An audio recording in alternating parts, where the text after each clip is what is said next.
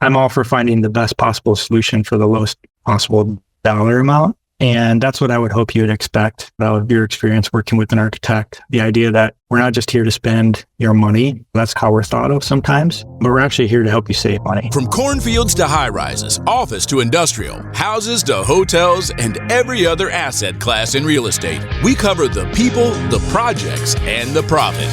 Welcome to the Investing in Iowa show. This show is for go-doers, action takers, and business owners. It's for people like you who are sick of Uncle Sam taking a huge bite of your apple. If you're looking to get ahead of what's taking place in Iowa, learn who is doing what, and how you can get in on the action, you're in the right place. Hosted by Neil Timmins, an Iowa native who has been involved in over $300 million in real estate, right here in Iowa. Recording in studio from West Des Moines. Here's your host, Neil Timmins. I've got Joe Feldmann here on the show. Joe, welcome. Oh, thank you, Neil. Appreciate it. Say, I'm excited you're here. For the audience's sake, who are you? Where are you from? What do you do? Obviously, you should all know me by now. I do a Lego for downtown. I've got Joe Feldmann here on the show. Joe, welcome. Hey, thank you, Neil. Appreciate it. I'm excited you're here. This is going to be a fun conversation today. Say, for the audience's sake, who are you? Where are you from? What do you do? Yeah, I'm an associate principal for OPN Architects, Iowa, born and raised. I grew up in Carroll, Iowa, had amazing parents. One that focused on, he was an accountant, owned his own business, entrepreneur, and a mom that worked for a nonprofit dealing with kids with disabilities. So I had the headstrong, and then I had the art component and just into who I am. Some fantastic siblings that outdid all of my accomplishments, but we try not to talk about them too much because they get enough praise as it is. But yeah, I'm an architect by nature. I've worked with the same firm since I graduated from Iowa State about 20 years ago. So it's been a fun ride, but didn't get too far. Was hoping to maybe have these big dreams, be an architect. Growing up in small town, it's hard to envision, what am I actually going to design? Like, I didn't want to do houses, but I didn't really know what I wanted to do. But it's one of those lucky few people that from like the age of 8, my parents said I always knew I wanted to be an architect, and I've never really strayed from that path. What was the genesis of that? I don't know. I love to draw. My dad was a do-it-yourselfer, so constantly designing. We put on our own addition to the house, built the deck, and I was always really intrigued with getting my hands dirty and taking the tools out and forgetting to put them away, those kind of things. So I've always loved to create, and I think that just evolved into how do I create things for other people, not just myself. When you went to Iowa State and the intent from day one was to be an architect, that's what I suspect what drew you to State. Oh, Iowa State was the easy button. One, it's close to home. It's the most affordable, but actually at the time, I applied to a number of other schools just for fun. Iowa State was a top 10 ranked school for architecture. So it was almost a no-brainer to go ahead and choose Iowa State, and definitely don't regret that decision. Yeah, wonderful institution. All right, so you get out, you join OPN. In the early days there, what are you doing? Yeah, like I said, I thought big city, Chicago. Never really thought Des Moines. I fell in with OPN Architects as a summer intern. And when they just opened the Des Moines office, for those on the call, maybe a quick explanation. We have 5 different studios, about 120 of us. So we practice architecture and some interior design. We have offices in Cedar Rapids, Iowa City, Des Moines, Minneapolis, and Madison, Wisconsin. So practice across the Midwest. But at the time I joined, there was maybe 30 of us. They just opened a Des Moines office. I was employee number 3 or 4, I should say, because I was a summer intern. They always knocked me down a peg. And I loved it because I was able to participate in all aspects of design. And I really felt like I was making an impact. And a lot of the friends I had that went to the larger cities, they were part of these large firms. They did some really cool stuff, but they were just a cog in a wheel. And I always wanted to figure out how I could do more and be more. So found a good fit and I never looked back. Yeah, that's incredible. Now, how is what you did when you started compared to what you do today? How has that evolved? And I guess how have you had to change and evolve at the same time? Yeah, good question, because as an architect, I feel like I'm constantly evolving. There is no status quo to anything we do. Obviously, early we were small. And so we were taking on a lot smaller projects where a $3 or $4 million project was a fairly big win. Now we need to consume $3 and $4 million projects on a weekly basis. So it's a lot different animal. We're looking for larger projects. Complexity has grown dramatically from some of the things that we were doing early on. But at the same point, it's a similar process. So the process has evolved a little bit. The scale of work we've done has grown pretty dramatically, but it's the same kind of feeling that I had back then that I probably get today. And it's the idea we've helped someone create this new thing. And we're basically just trying to create a product of a vision that they've had for a long time. So just a different animal, just a little bit more complex than it used to be in an ever-changing world. We're trying to keep up with, obviously, if you would have told me AI was around back when I graduated from college, I would have been like AI, like the Terminator. And now it's something that is a reality. A lot of people use it for ChatGPT, but it's something that I think is going to dramatically change our industry, not in a decade, but probably in the next couple of years.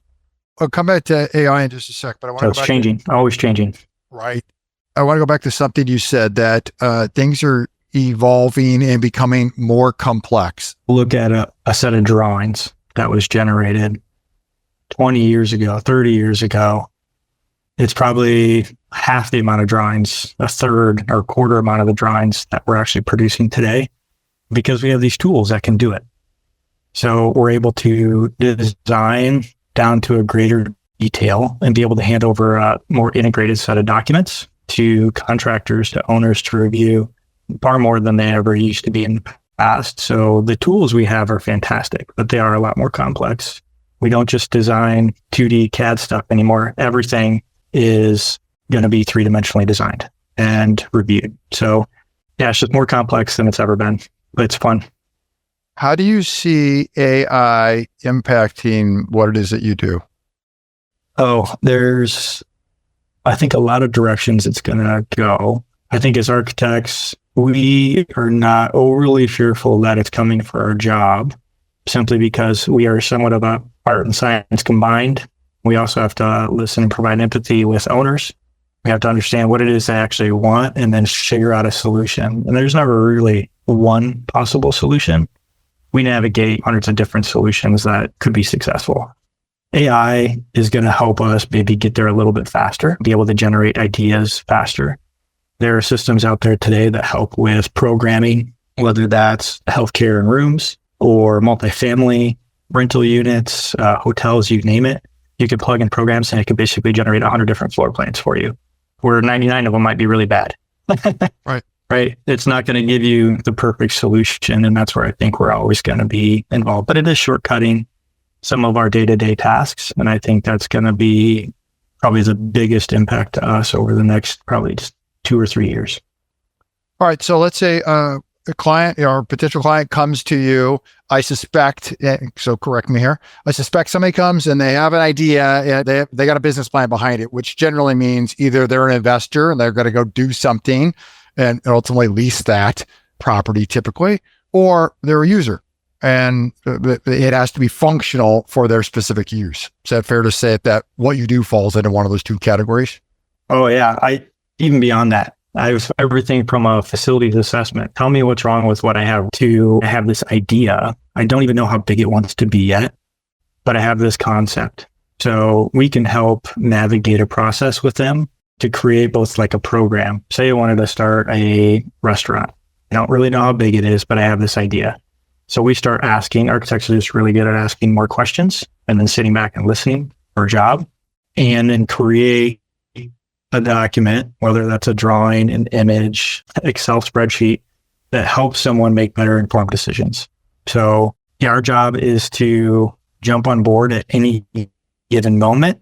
We're not just a group that creates permit documents so you can go to the city and get something built. We're more than happy to help with that too. Well, I think our greatest value is when we get on really early to help with that kind of ideation and defining what it is that they actually want to accomplish. And we're on board at any given moment with a client. And that's what makes it fun. The longer we can get involved, I feel like the better the outcomes can be. Hey, Iowa investors, this is Ava Baukamp, Chief of Staff at Legacy Impact Investors. Have you thought about adding real estate to your portfolio but don't have the time or desire to play landlord? At Legacy Impact Investors, we do the heavy lifting. Our team finds the deals, manages the properties, and handles all the day-to-day operations. Our select group of qualified investors co-invest with us, gaining ownership equity without opening a tenant email or responding to a maintenance call. They just share in the income, appreciation, and tax benefits. These opportunities aren't for everyone. They are for qualified, accredited investors investors only. If you want to learn more, please visit legacyimpactinvestors.com to apply. The better the outcomes, I suspect, for both the physical product that one sees,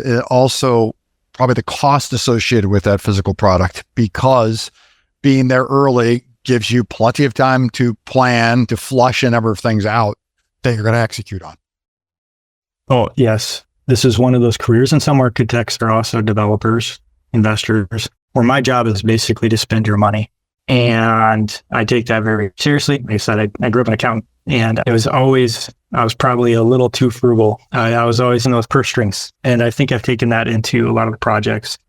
I'm all for finding the best possible solution for the lowest possible dollar amount. And that's what I would hope you would expect out of your experience working with an architect. The idea that we're not just here to spend your money. That's how we're thought of sometimes, but we're actually here to help you save money, whether that's upfront or in a lot of instances, it's us providing enough information to show that, hey, if you make this investment now, this is going to save you this much money over the course of the next 10 years. So it's about life cycle cost. Here's your project. Here's the cost. Here's the check you're going to sign. But here's what this project's going to cost you over the life you're going to own it. I think a number of people could produce documents, construction documents, put a plan in place so you could run off and build it. Not everybody can add the value to a business plan in your world. It takes somebody who has, a greater view to be really a business, in extension, a business partner associated with that project. Yeah, we would hope we'd be thought of as a partner. I'm a part of a lot of projects that can make it to the finish line that actually happen. I'm a part of just as many projects that are planned, they evolve, and at the end of the day, maybe they don't make business sense. And that's our goal too, is we want to be able to help create an end product that makes sense for everybody.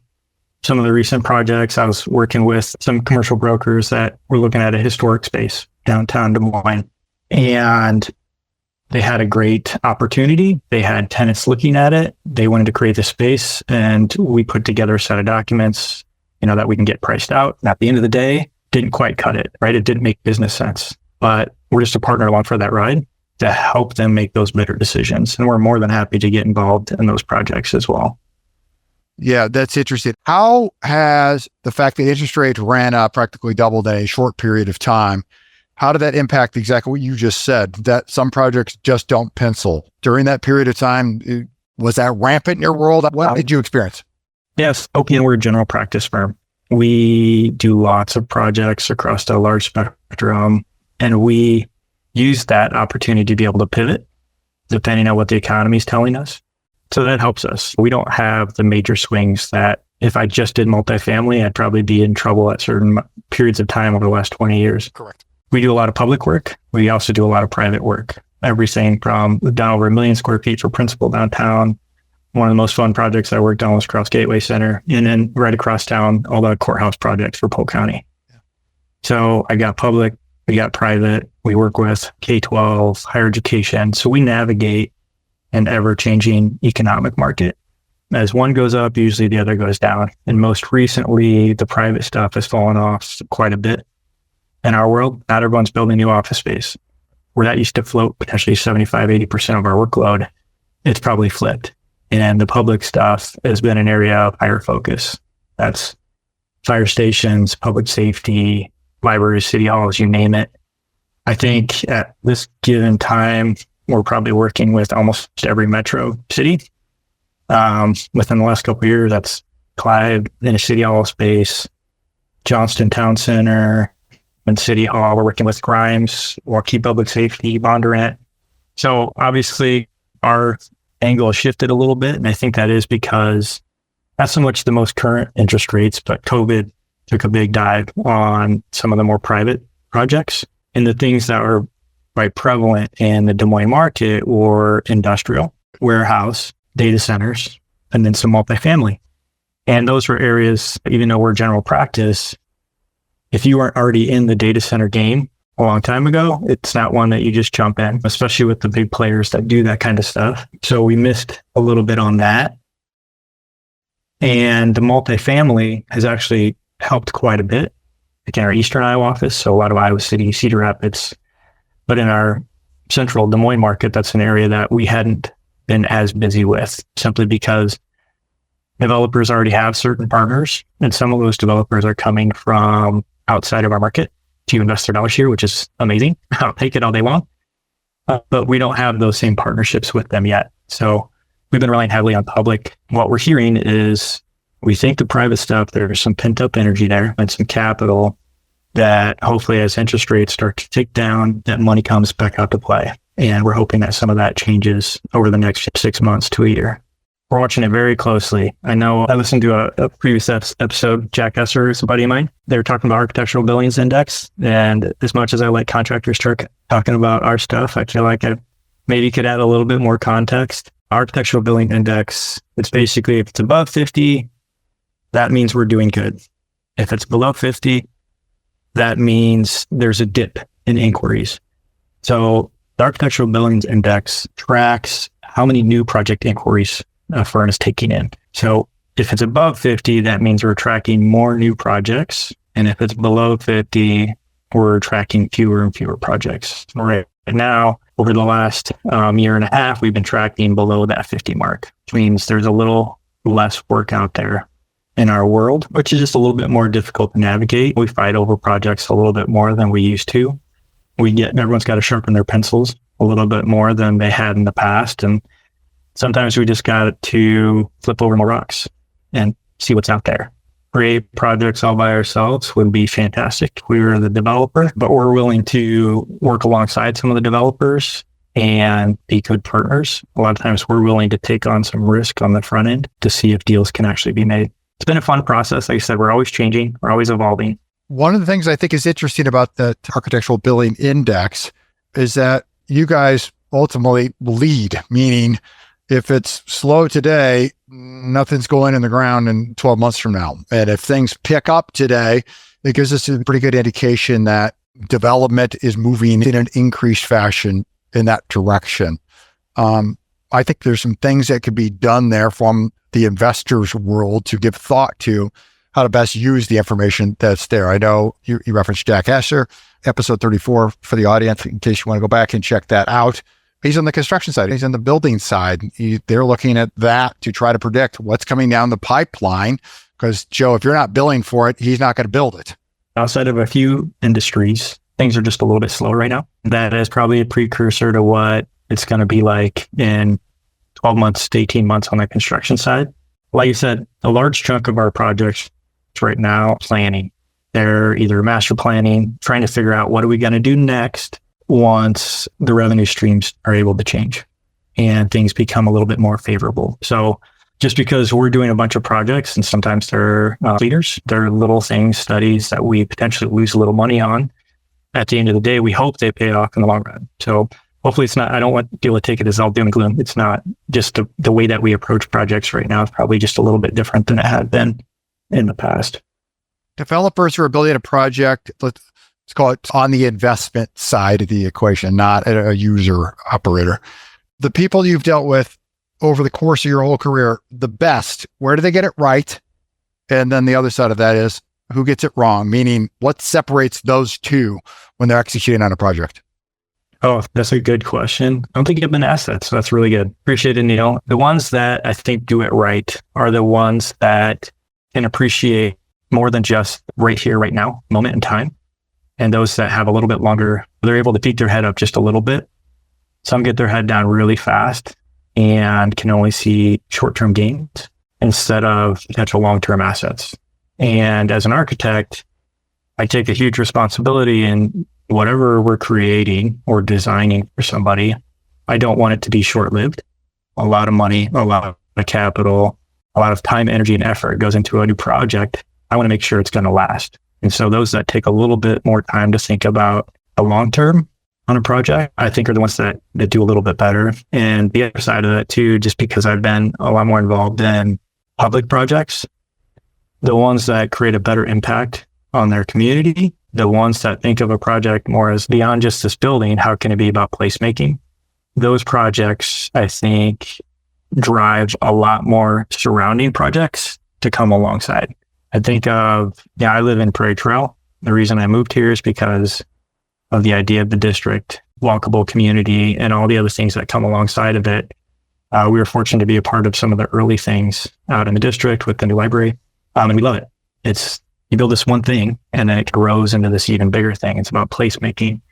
And so those people and those groups that think about projects in that way, I think are going to leave a much larger, more lasting impact on the communities that they're involved in. The people who fall into that category, are they typically the people who are owning and operating a property, meaning they're not just building that to fill it and sell it in a relatively short time frame? If you're a house flipper, execute the burst strategy or do double closings and are in need of money, Little Guy Loans is your go-to lender here in the Des Moines area. Time is money.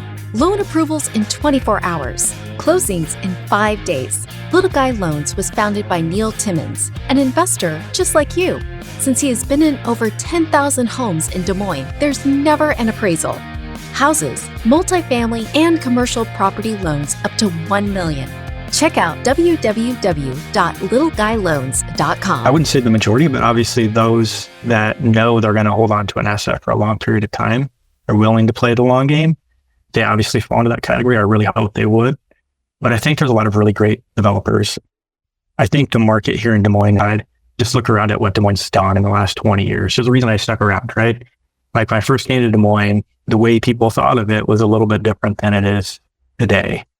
And I think it's because of it's not us architects doing all that. It's the developers reinvesting, creating a place of community, but then also just a lot of pride in what we do. I got inspired recently. Anyone wants to look it up, but we designed a Lego skyline set for Des Moines, and it's been a lot of fun just to watch. We take a lot of pride in Des Moines. I think we have one of the best cities in the Midwest, hands down. Hopefully my Madison, Minneapolis, and other friends aren't listening. But I think Des Moines has something a lot of others don't. We have really great architecture. We have really good metros and cities that want to invest to make the community better. And the developers go right alongside of that. The stuff that we're creating, whether it's out in West Des Moines, here in Ankeny, out in Waukee, Bondurant, like everybody is bustling. And that's because of the quality of developers and investors that are coming in to Central Iowa. I think we're just lucky. Pinch ourselves. You mentioned the word reinvesting. Redevelopment comes to mind because what you do isn't just ground up, brand new from scratch. I suspect you get into a number of historical type projects and or just redevelopment type projects of modification of buildings. Is that fair? Oh, absolutely. I think historic is actually one of the arms that are one of our strongest. We've essentially done all the work at the state capitol for a long time. Just finished a project that is almost as old as my oldest child with the Polk County Historic Courthouse downtown. And I'd spent probably 12 years between master planning, designing, construction of some of those projects. The historic stuff is amazing, of just finding ways to reuse space we already have and reimagining it for what it could be today and into the future, both for workforce, for living, for play. Like all those things are going to be important. We have a ton of buildings that are going to be vacant in the metro, I feel like, in the next couple of years. And we're going to have to start getting really creative about how we reuse this. I think there's some concern about being overbuilt for multifamily downtown. I don't think we're there quite yet, but there's a lot of new stuff going on downtown. We're watching very closely what happens to office space. Obviously, there's some new players coming back downtown, which I think is fantastic, but it's at the loss of another metro city.